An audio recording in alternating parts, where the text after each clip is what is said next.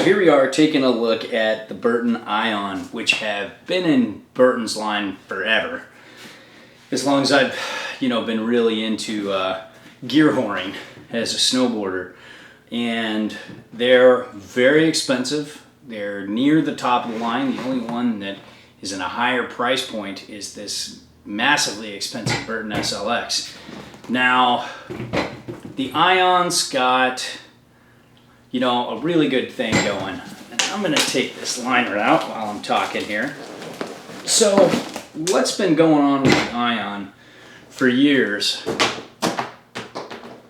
is it's kind of got like a very special kind of really fun ride for those who ride more aggressive boards or want a very responsive boot, but don't want that super flex. Like, yeah, it's a really stiff boot, but when they're on the forward flex, it just doesn't feel like a Driver X or a Malamute or some of the really gnarly super stiff boots. However, it does have like very similar response, which is kind of a fun thing.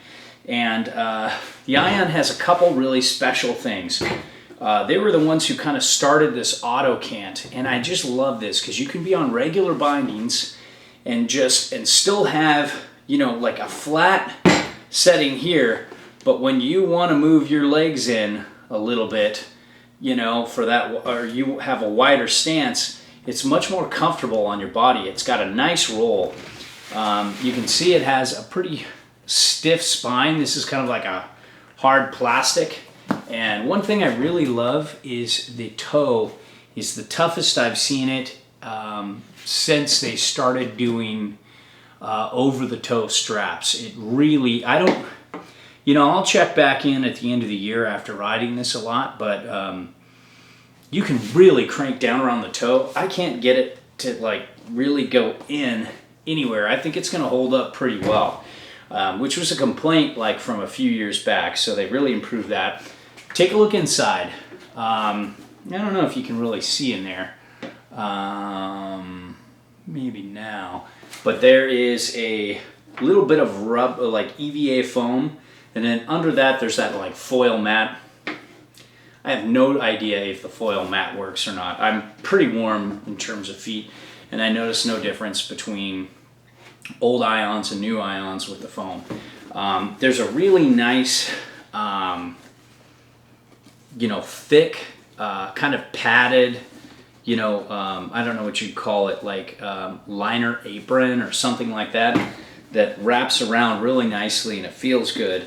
And this year what's kind of interesting is there is a slight bit of articulation across these boots. It's nothing like the SLX or the Imperials or something like that, but it's made to, you can feel this material is softer than this material and this material. And this looks tougher too, like it's gonna be able to take more ankle strap work without breaking down as quick. Now, probably my one complaint, it's a complaint for me, for others it might be an advantage, is the EST midsole. Now, I truly get a good feel from it when I'm riding. However, I usually lean towards having more shock absorption.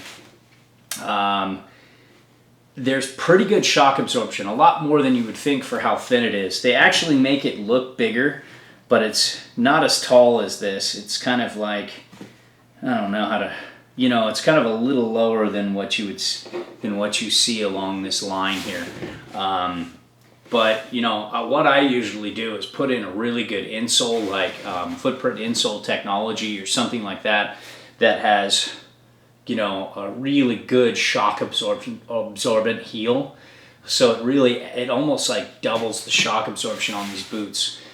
So they feel great on your joints in terms of pressure when you're standing in a wide stance, but they can be a little tough on a flat landing. They're not bad at all. But if you're riding a binding that doesn't have a lot of shock absorption, you're going to find yourself in some trouble. Now, one of the coolest things, and they've done this recently, is they've added this infinite ride liner. It's this like closed cell foam or EVA, some kind of, you know, rubbery material, and it makes for a really comfortable inside here. It's really comfortable inside, but this like closed cell foam doesn't break down as quickly, and or whatever it is, the rubber, whatever the hell this tech is, it doesn't break down as quick, and it helps this boot retain its flex longer. Now, it's not going to be the same flex after 100 days, but it's going to last a long time, and it should for a boot at this price range. So, you know, comparing this to the SLX is kind of like, they're two very different boots. You know, this feels like a little more responsive, a little more like kind of a free ridey boot, where this feels a little more kind of across the board. This has a little more shock absorption going on, especially with the wedge that it comes with. And this has a this has less shock absorption, but it has the auto cant. This also, the SLX also has just a slightly smaller profile. Like if you compare the two, they look almost the same, but I don't know if you can see, but there's just like, you know, a few millimeters shorter in footprint than the Ion. The SLX is shorter than almost every boot I've ever seen. Now this has kind of like a mellow roll, like the foam is softer on this side than it is the other side, but it's not an auto cant like this has. So all in all, two like amazing boots. The Ion is more for your free rider, pardon me, your aggressive all mountain kind of, you know, guy who pairs himself with more, with boards that require a little more to turn, where this can do the same thing as the Ion, but it feels like it,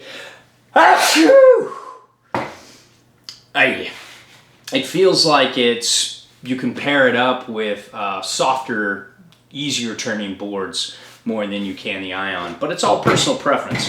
That's just my take.